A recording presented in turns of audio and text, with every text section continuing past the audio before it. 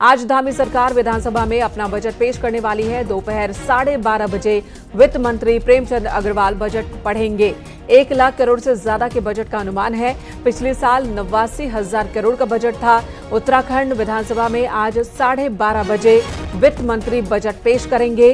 वित्त मंत्री ने कहा कि मौजूदा बजट किसान, नौजवान और मातृशक्ति यानी कि महिलाओं पर फोकस रखने वाला है।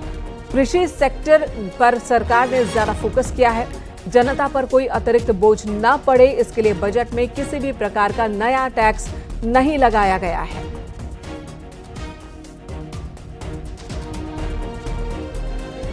तो एक बड़ी राहत की बात यह है कि कोई भी नया टैक्स नहीं है उत्तराखंड के बजट में। ये एक बहुत बड़ी राहत की खबर बजट पेश होने से पहले ही वित्त मंत्री ने उत्तराखंड की जनता को दे दी है। वित्त मंत्री प्रेमचंद अग्रवाल लगातार चौथी बार बजट पेश करने जा रहे हैं। हमारे साथ वित्त मंत्री मौजूद हैं। सर, जो बजट आप पेश करने जा रहे हैं, क्या कुछ इस बार नया देखने को मिलेगा? देखिए, माननीय मुख्यमंत्री जी के मार्गदर्शन में ये मेरा चौथा बजट है, जो भी ठीक 12:30 बजे सदन में पेश करने की जो हमारी समय निर्धारित है उसमें करेंगे। लेकिन नया तो यही है कि हम लोगों का एक भाव रहता है कि किस प्रकार से हम सभी लोगों को उनके लिए कुछ अच्छा प्रावधान करें। और जैसा माननीय प्रधानमंत्री जी का एक बहुत सुंदर वाक्य है, जिसके आधार पर हम लोग अपना काम भी करते हैं कि सबका साथ, सबका विकास, सबका विश्वास और सबका प्रयास, उसी आधार पर हम सभी लोगों को साधने का इसमें काम करते हैं। और आप जानते हैं कि हमारा ये तीर्थाटन, हमारा ये पर्यटन क्षेत्र में प्रसिद्ध हमारा उत्तराखंड रहा है। उस वर्ग को भी उस क्षेत्र को भी साधने का काम करेंगे। वहीं यदि मैं कहूं कि हमारे यहाँ कृषि है, बागवानी है, इसके लिए भी हम लोग इसमें काम कर रहे हैं। और जिस प्रकार से माननीय प्रधानमंत्री जी ने कहा था कि ये दशक उत्तराखंड का दशक होगा, उस दिशा में बढ़ता हुआ ये बजट हम लोग पेश करने जा रहे हैं। और जिस प्रकार से हमारे यहाँ कृषि है, बागवानी है, इसको भी हम अच्छी स्थिति में लाने का काम कर रहे हैं, क्योंकि हमारे यहाँ कुछ किसान कृषि करते हैं, तो बागवानी भी यहाँ महत्वपूर्ण सेक्टर है, उसके लिए भी हम लोग काम कर रहे हैं। सर, उत्तराखंड के बारे में एक बात कही जाती है कि आपके जो रेवेन्यू सोर्सेज हैं बहुत लिमिटेड रेवेन्यू सोर्सेज हैं, और इस बार भी हम देख रहे हैं कि करीब 62,000 करोड़ के आसपास का अनुमान है जो हमारे रेवेन्यू सोर्सेज से प्राप्त होगा। बाकी का जो मद है, क्योंकि कमिटेड मद में भी आपका बजट का अधिकांश हिस्सा खर्च हो जाता है, ये पैसा कहाँ से जनरेट होगा? देखिए, जिस प्रकार से आपको जानकारी है कि ना तो हम किसी के लिए इसमें टैक्स लगाने का हम लोग सोचते हैं, हमारे पास लिमिटेड सोर्स ऑफ इनकम के जो साधन है वो लिमिटेड है। उसके बावजूद हम अपने सोर्सेज बढ़ाने की बात करते हैं, रेवेन्यू बढ़ाने की हम बात करते हैं, जो हमारा वित्तीय अनुशासन है। मैं एक छोटी सी बात आपके सामने रखना चाह रहा हूं। जब हम खर्चा करते हैं तो केंद्र सरकार से एक अलग से अनुदान हमें मिलता है कि यदि आपने इस स्तर तक आपने खर्च कर दिया तो आपको इतना अनुदान एक्स्ट्रा मिलेगा। लगातार हम उसको प्राप्त कर रहे हैं। यानी कि जो हमारा वित्तीय अनुशासन है, जो हमारा सोर्स ऑफ इनकम बढ़ाने के विभिन्न क्षेत्रों में हम लोग बात करते हैं, टारगेट देते हैं, तो स्वाभाविक रूप से ये सारी चीजें अपने आप में हमें एक संदेश देती है कि हम यदि ऐसा करेंगे तो ऐसा होगा। तो लगातार हम उस प्रकार का लाभ भी ले रहे हैं। तो क्या आप रेवेन्यू के कुछ नए सोर्स ढूंढ रहे हैं? कुछ चीजों पर टैक्स, या आपने जीएसटी कलेक्शन बढ़ाया, आपने माइनिंग में कलेक्शन बढ़ाया, क्या कुछ और नए सोर्सेज आपने डेवलप कर रहे हैं? नहीं, ये तो हर बार की हमारी एक सोच रहती है कि कौन सा क्षेत्र छोटा है जहां पे हम रेवेन्यू बढ़ा सकते हैं या रेवेन्यू प्राप्त कर सकते हैं। ये तो हमारी शुरू से ही एक सोच रही है। लेकिन ऐसा कोई मद नहीं जिसपे हम लोग जनता को भी परेशानी ना हो और हमें सोर्स भी हमारा बढ़े। Thank you sir. तो आप थे वित्त मंत्री प्रेमचंद अग्रवाल। लगातार चौथी बार आप बजट पेश करने जा रहे हैं। आपके सामने एक बड़ा चैलेंज है कि उत्तराखंड के जो रेवेन्यू सोर्सेज हैं उनको किस तरह से बढ़ाया जाए। हालांकि वित्त मंत्री ने साफ तौर पर कहा है कि जो बजट वो पेश करने जा रहे हैं इसमें कोई भी नया टैक्स जनता पर नहीं लगने वाला। कैमरा पर्सन संदीप के साथ सुनील नौप्रभात, न्यूज 18 देहरादून। तो ये राहत की बात है कि कोई नया टैक्स नहीं होगा, लेकिन सरकार के पास ये जरूर एक चुनौती होगी कि नया टैक्स नहीं होगा तो पैसे कहां से आएंगे। खासकर जो सरकारी कर्मचारी हैं, अलग अलग मद में सैलरीज जाती हैं, जिन्हें लेकर चुनौती बनी रहती है उत्तराखंड के सामने, तो वो जरूरतें कहां से पूरी होंगी। बजट सत्र का आज तीसरा दिन है। सदन में आज आर्थिक सर्वेक्षण पेश होगा और इसी के साथ स्पोर्ट्स यूनिवर्सिटी बिल भी सदन में टेबल किया जाएगा। वहीं भू कानून संशोधन बिल भी आज सदन में पेश हो सकता है। बुधवार को कैबिनेट ने भू कानून संशोधन प्रस्ताव को मंजूरी दी थी और आज ये बिल पेश किया जा सकता है।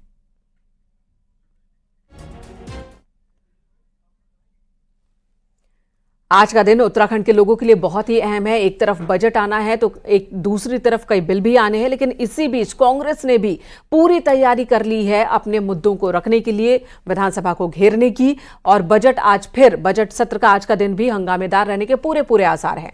सदन के अंदर और बाहर हंगामा देखने को मिल सकता है। कांग्रेस आज विधानसभा का घेराव करने वाली है। यूसीसी में लिव इन रिलेशनशिप को लेकर जो प्रावधान रखे गए हैं उसके खिलाफ कांग्रेस प्रदर्शन करेगी। दोपहर 12 बजे कांग्रेस का विधानसभा कूच का प्रोग्राम है, जिसमें प्रदेश अध्यक्ष और कांग्रेस विधायक शामिल होंगे। तो बड़ी खबर कांग्रेस को लेकर, कांग्रेस ने अपने हथियारों को और धार दे दिया है। कांग्रेस ने पूरी तैयारी की है आज सदन के अंदर और बाहर अपनी बातों को मुखर तरीके से रखने का, और साथ ही साथ विधानसभा के घेराव की तैयारी की गई है। जबकि आज विधानसभा में बजट टेबल किया जाना है, कई बिल भी पेश किए जाने हैं। इन सब के बीच कांग्रेस ने यूसीसी का मुद्दा उठाया है। यूसीसी में लिव इन रिलेशनशिप को रजिस्ट्रेशन के मसले पर कांग्रेस लगातार विरोध कर रही है। इसे राइट टू प्राइवेसी के अगेंस्ट बता रही है और आज इस मुद्दे पर कांग्रेस ने विधानसभा घेराव की तैयारी की है। कांग्रेस के प्रदेश अध्यक्ष के साथ ही तमाम विधायक भी इसमें शामिल होंगे। देहरादून से सुनील नौप्रभात इस वक्त हमारे साथ जुड़ चुके हैं। आज का दिन बहुत ही खास है। सुनील, आपके पास आती हूं। एक तरफ बजट तो दूसरी तरफ कांग्रेस की तैयारी। बारी बारी से बात कर लेते हैं। सबसे पहले बात बजट की ही करते हैं। वित्त मंत्री ने कहा कोई नया बजट नहीं आएगा, अच्छी बात है, लेकिन सवाल तो यह है कि जब नया टैक्स नहीं लगाएंगे, कहां से रेवेन्यू जनरेट करेंगे? इस सवाल का कोई जवाब वो दे पाए साफ साफ? देखिए, मैंने कहा स्पष्ट तौर पर इस सवाल का कोई जवाब नहीं था, लेकिन मैं इतना कह दूं कि आज का दिन बेहद महत्वपूर्ण है। आज 12:30 बजे के आसपास वित्त मंत्री लगातार चौथी बार बजट पेश करेंगे, प्रेमचंद अग्रवाल, और इस बार का बजट करीब 1 लाख करोड़ के आसपास होगा। जिस तरह की बात आपने कही कि जब आपके रेवेन्यू सोर्सेज बिल्कुल सीमित हैं, तो जो नए आपने जो बजट का आकार बढ़ाया है, जो नई योजनाएं इसमें हैं, उनके लिए रेवेन्यू कहां से आएगा? तो उत्तराखंड के बारे में लगातार ये बात कही जाती रही है कि उत्तराखंड के जो रेवेन्यू रिसोर्सेज हैं वो बहुत कम हैं, और इस बजट में भी अनुमान है करीब 62,000 करोड़ का सरकार ने अनुमान किया है कि उसको अपने रिसोर्सेज से रेवेन्यू प्राप्त होगा। लेकिन दूसरी ओर हम देखें कि अगर जो कमिटेड बजट होता है, जिसमें आपको कर्मचारियों को तनख्वाह देनी है, उनकी पेंशन का है, उसमें राज्य के बजट का जो अधिकांश हिस्सा है वो खर्च हो जाता है। तो इसके लिए सरकार की अपनी कोशिश है कि माइनिंग डिपार्टमेंट हो, चाहे जीएसटी हो, चाहे फॉरेस्ट डिपार्टमेंट हो, ये रेवेन्यू रिसोर्सेज जो अन्य रिसोर्सेज हो, उनमें किसी तरह से वो अपना कलेक्शन बढ़ाए। और बीते सालों में भी हमने देखा कि जीएसटी में खासकर राज्य सरकार ने बहुत अच्छी प्रगति की है, जिससे उसे अपने पैरों पर खड़े होने में लगभग एक तरह से हम कह सकते हैं कि काफी मदद मिली है। क्योंकि सरकार पर पिछले सरकारों की जो देनदारियां हैं, जो लोन आपने बाजार से लिया था, वो भी चुकाना है। इसी मौजूदा वित्तीय वर्ष में करीब 400 करोड़ का जो ऋण था वो सरकार ने चुकाना है, और 25-26 में सरकार को करीब 6500 करोड़ रुपया ऋण का चुकाना है। तो ये भी एक देखने वाली बात होगी इस बजट में कि किस तरह से सरकार ने जो फाइनेंस है, जो पैसा है, उसको अलग अलग सेक्शन में किस तरह से डिवाइड किया है। खासकर वित्त मंत्री का कहना है कि इस बजट में कोई भी नया टैक्स लागू नहीं होगा, कोई भी नया टैक्स नहीं लगाया जाएगा। तो ये लोगों के लिए एक बड़ी राहत होगी। बिल्कुल। और कांग्रेस की भी बात कर लेते हैं सुनील। कांग्रेस ने भी तैयारी की है अपने मुद्दों को उठाने की, यूसीसी का मुद्दा और तमाम दूसरे मुद्दों को लेकर आज फिर सरकार को घेरने की तैयारी में है कांग्रेस। तो क्या तैयारी दिख रही है उनकी तरफ से? देखिए, मैंने कहा पिछले 2 दिन आपने देखा कि किस तरह से सदन में हंगामा होता रहा हर एक बात पर। कल भी विपक्ष ने देर रात तक स्मार्ट मीटर को लेकर गतिरोध बना रहा, सत्ता पक्ष और विपक्ष के बीच, और कल कांग्रेस ने बकायदा स्मार्ट मीटर को लेकर सदन से वॉकआउट भी किया था। आज एक बार फिर से 11 बजे से सदन की कार्रवाई शुरू होगी। तो कांग्रेस के तेवर पहले से ही काफी तीखे हैं। कांग्रेस ने ऐलान किया है कि आज वो सदन के बाहर एक बड़ा प्रदर्शन करने वाली है लिव इन रिलेशनशिप को लेकर, जो यूसीसी के तहत जिसका प्रावधान किया गया है। कांग्रेस का कहना है कि इससे इस अनैतिक कार्य को, कांग्रेस कहती है कि लिव इन रिलेशनशिप को सरकार ने एक तरह से रजिस्टर्ड कर दिया है, प्रमाणित कर दिया है कि यहाँ पर लिव इन रिलेशनशिप में आप रह सकते हैं, उसको एक प्रमाणित कर दिया। तो इसके विरोध में आज कांग्रेस बाहर प्रदर्शन करने वाली है। तो सदन के अंदर भी हंगामा देखने को मिलेगा, क्योंकि आज मंत्री धन सिंह रावत के विभागों से जुड़े हुए सवाल उठेंगे। जो महत्वपूर्ण डिपार्टमेंट है, जिसमें हेल्थ डिपार्टमेंट है, कोऑपरेटिव सेक्टर है, इसके अलावा स्कूलिंग से जुड़े हुए सवाल भी आज रहेंगे। तो आज सदन के अंदर और बाहर दोनों जगह आपको गर्माहट देखने को मिल सकती है। बिल्कुल, बहुत ही महत्वपूर्ण दिन है आज का उत्तराखंड की जनता के लिए। शादाब शम्स नेता बीजेपी इस वक्त हमारे साथ जुड़ चुके हैं, उनका भी रुख करेंगे। आप बने रहे सुनील हमारे साथ। सूर्यकांत धस्माना नेता कांग्रेस हमारे साथ जुड़ेंगे, वहीं मनमोहन भट्ट सीनियर जर्नलिस्ट हमारे साथ जुड़ चुके हैं। बारी बारी से सबका रुख कर लेते हैं। शादाब शम्स, सबसे पहले आपके पास आती हूं, क्या देने वाले हैं आप उत्तराखंड की जनता को आज के बजट में? वो सपने जो मोदी जी ने हमें दिखाए, वो सपने जो उत्तराखंड के युवाओं ने देखे, वो सपने जो यहाँ की मातृशक्ति ने देखे कि जब हम उत्तराखंड हमारा अपना प्रदेश बनेगा तो तेजी से उभरता हुआ उत्तराखंड होगा, वो देश का नंबर 1 राज्य बनेगा। और मोदी जी ने जिस तरह से देश के यशस्वी प्रधानमंत्री माननीय मोदी जी ने कहा था कि आने वाला दशक ये उत्तराखंडियों का होगा, उत्तराखंड का होगा, उस दिशा में मेरे युवा मुख्यमंत्री बहुत तेजी के साथ उत्तराखंड को लेके आगे बढ़ रहे हैं। और मुझे लग रहा है कि लगातार जीडीपी बढ़ रही है, लगातार इंफ्रास्ट्रक्चर बढ़ता हुआ दिखाई दे रहा है, लगातार माहौल पॉजिटिव दिख रहा है और कहीं ना कहीं उत्तराखंड पूरे देश में अपने आप को एक नई पहचान देने के रूप में सामने आ रहा है। हम सब जानते हैं कि हम दुनिया की आध्यात्मिक राजधानी है। पूरी दुनिया के जो सनातन प्रेमी हैं वो उत्तराखंड आना चाहते हैं, देवभूमि आना चाहते हैं। शादाब जी, इसमें कोई दो राय नहीं है कि पिछले कुछ वक्त में उत्तराखंड में टूरिज्म बढ़ा है, चाहे वो धार्मिक टूरिज्म हो या फिर वो जो खूबसूरत स्थल है, पर्यटन स्थल है उत्तराखंड के, उसे देखने के लिए लोग पहुंच रहे हैं। लेकिन हम ये भी देख रहे हैं कि जब भी पर्यटन सीजन होता है उत्तराखंड वो बाहर झेल नहीं पाता है, चाहे वो ट्रैफिक जाम की बात कर ले या फिर कोई और व्यवस्था की बात कर ले। तो क्या इस मद में बजट में कुछ स्पेशल होगा? बिल्कुल, केंद्र सरकार, हमने कहा था ये डबल इंजन की सरकार है और केंद्र और स्टेट मिलकर, क्योंकि जितने इंफ्रास्ट्रक्चर के बड़े प्रोजेक्ट्स हैं वो केंद्र की तरफ से लगातार आ रहे हैं। आप देख रहे होंगे दिल्ली से देहरादून की दूरी अब मात्र 2.5 घंटे की रह जाएगी, कॉरिडोर बनके, ग्रीन कॉरिडोर बनके तैयार है। उसी तरह से चारों तरफ देहरादून के भी रिंग रोड बनाया जा रहा है। पहाड़ के ऊपर 4 धाम यात्रा के लिए बड़े चौड़े रोड्स आपके सामने नजर आ रहे हैं। इंफ्रास्ट्रक्चर को लगातार डेवलप किया जा रहा है और वो तभी मुमकिन है जब डबल इंजन की सरकार है। युवा मुख्यमंत्री बहुत दौड़ रहे हैं। मुझे लगता है कि जिस क्षमताओं के, जिस सोच के साथ देश के यशस्वी प्रधानमंत्री और भारतीय जनता पार्टी ने मुख्यमंत्री के रूप में उन्हें चुना था, वो कहीं ना कहीं अपनी ईमानदारी पर खरे उतरते हुए नजर आ रहे हैं और बहुत ईमानदारी के साथ उन्होंने अपनी क्षमताओं को, अपनी मेहनत को दिखाया है कि एक युवा जितना दौड़ सकता है। तो आप कह रहे हैं कि युवाओं की सोच है उन्हें और इसी तरह का काम भी होगा। मनमोहन भट्ट सीनियर जर्नलिस्ट भी हमारे साथ मौजूद हैं। मनमोहन जी, उत्तराखंड की जब हम बात करते हैं तो वहां पर कमाई का जरिया बहुत ही कम है, लिमिटेड रिसोर्सेज हैं और हर साल टारगेट बढ़ा रही है उत्तराखंड की सरकार कि जो टैक्स कलेक्शन है वो बढ़ाया जा सके ताकि उत्तराखंड सरकार अपने पैरों पर खड़ा हो सके, उसे बार बार हर योजना के लिए, हर परियोजना के लिए केंद्र के पास न जाना पड़े, कम से कम सैलरीज तो खुद निकाल ले। वो क्या उस लक्ष्य की तरफ बढ़ती सरकार दिख रही है? तमाम जो उपाय किए जा रहे हैं वो कारगर हैं? देखिए, उत्तराखंड की अगर आप बात करें तो रिसोर्सेस तो उत्तराखंड के पास नहीं है, ये बात बिल्कुल शीशे की तरह साफ है। और उत्तराखंड के रिसोर्सेस का अंदाजा इस बात से लगाया जा सकता है कि जो कर्जा है वो लगभग, जहां तक मेरी जानकारी है, पिछले साल तक शायद 75,000 करोड़ रुपए के आसपास कर्जा था और इस साल आते आते वो कर्जा कम से कम 90,000 करोड़ रुपया हो गया होगा। जब बजट पेश हो रहा होगा तो पता चल जाएगा कर्जा कितना है, कर्जे की जो किस्त है वो कितनी देनी होगी और उस पर ब्याज कितना देना होगा। टूरिज्म की बात यहां पर हो रही थी, ये बात भी ठीक है कि यहाँ टूरिज्म और वेलनेस एक ऐसा मात्र अकेला सेक्टर है जो ग्रोथ कर रहा है, लेकिन ग्रोथ के लिए, एम्प्लॉयमेंट जनरेशन के लिए, आमदनी को और ज्यादा बढ़ाने के लिए कुछ और सेक्टर्स की भी जरूरत थी, वो नहीं हो पा रहा है और वो हो भी नहीं सकता। और जैसा खुद ही शादाब भाई कह रहे हैं कि केंद्र के प्रोजेक्ट, उत्तराखंड सरकार का अपना कौन सा प्रोजेक्ट होगा इस बजट में, उसके लिए कितना पैसा होगा ये देखना इंपॉर्टेंट होगा। केंद्र के प्रोजेक्ट तो हमें मालूम ही है कि केंद्र क्या क्या और कर रहा है। अगर मैं थोड़ा सा और अपडेट कर दूं, जी केंद्र के प्रोजेक्ट जो नया डेस्टिनेशन तैयार हुआ है अल्मोड़ा के पास, नाम मैं थोड़ा सा स्किप कर रहा हूं, नीम करोली बाबा का जो नया डेस्टिनेशन तैयार हुआ, उसके लिए अब इंफ्रास्ट्रक्चर तैयार किया जा रहा है। तो एक सवाल तो ये बनता ही है कि भाई जब डेस्टिनेशन तैयार हो गया तब इंफ्रास्ट्रक्चर को तैयार करने की बात हो रही है, उससे पहले क्यों नहीं ये प्लान किया गया?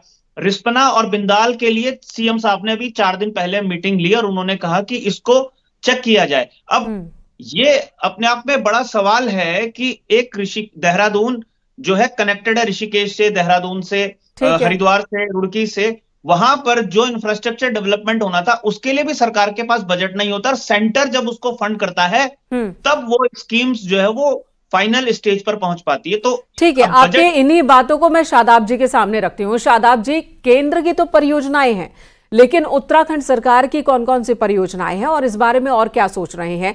जब उत्तराखंड सरकार की परियोजनाएं जो कि छोटी छोटी जगहों से कनेक्टेड होंगी तो वहां के लोगों को रोजगार मिलेगा, वहां के लोगों की जो जरूरतें हैं वो पूरी होंगी, पलायन की समस्या भी इससे दूर होगी थोड़ी बहुत।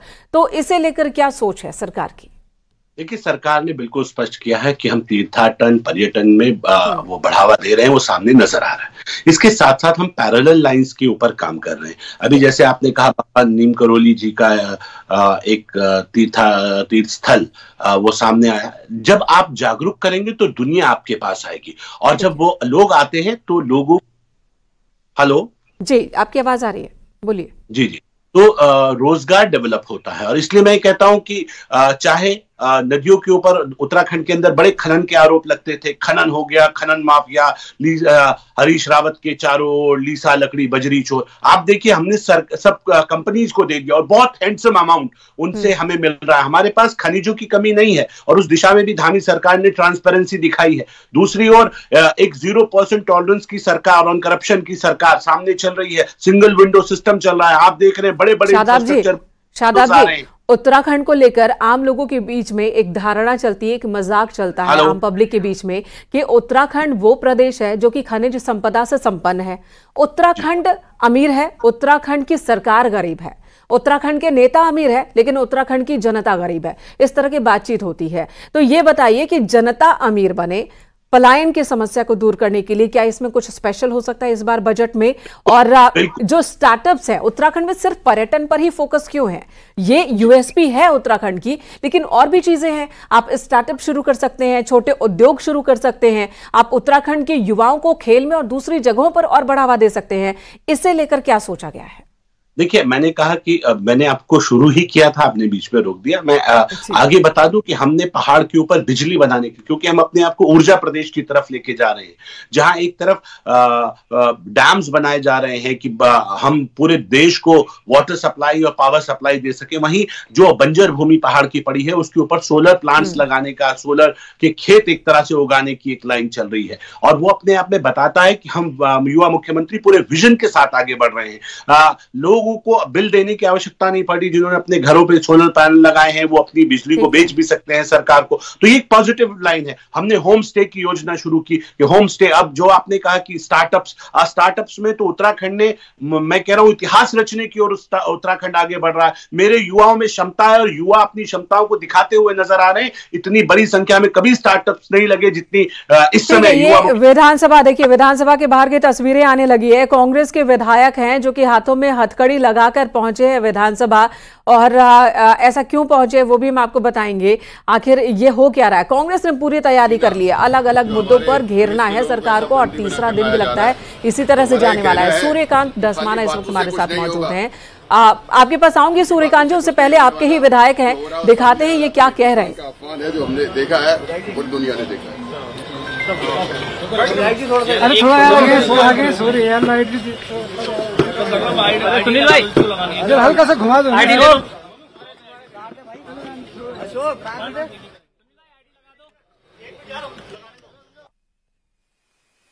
ये ऐसा लगता है अमेरिका से जो भारतीय डिपोर्ट किए गए हैं, हाथों में हथकड़ी लगाकर, पैरों में बेड़ियां लगाकर, उसी मसले पर अपना विरोध दर्ज करा रहे हैं।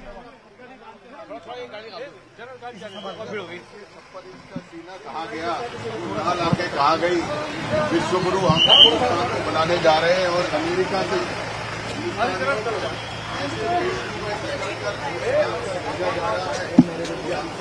ठीक है, आवाज साफ साफ नहीं आ रही है, लेकिन उनकी बातों से ये साफ हो गया है। आरोप लगा रहे हैं कि हम विश्व गुरु होने का दावा करते हैं, लेकिन कहां गया विश्व गुरु का वो तमगा जब भारतीयों को जो अवैध रूप से अमेरिका गए थे उन्हें डिपोर्ट किया जा रहा है हाथों में हथकड़ी लगाकर। तो इसी मसले पर वो केंद्र सरकार को घेर रहे हैं। कांग्रेस के विधायक हैं सूर्यकांत धस्माना जी हमारे साथ मौजूद हैं। सूर्यकांत जी, बात बजट से शुरू करें। बहुत सारे मुद्दे हैं आपके पास, आपसे सवाल करने को बहुत सारे सवाल मेरे पास भी हैं, लेकिन अगर बजट से शुरुआत करते हैं तो बजट से क्या उम्मीदें होनी चाहिए? आप क्या क्या डिमांड रखते हैं उत्तराखंड की जनता के तरफ से? देखिए, इस राज्य की सरकार से हमको तो कोई उम्मीद इसलिए नहीं है कि 7 वर्ष पूरे हो गए। 5 साल पहले 2017 से 2022 5 बजट तब आए, और तीसरा बजट इस धामी सरकार का, ये इस नई सरकार का 2022 के बाद ये तीसरा बजट आ रहा है। हर बार बजट में नई नई बातें कही जाती हैं, नए नए वादे किए जाते हैं, प्रलोभन दिए जाते हैं।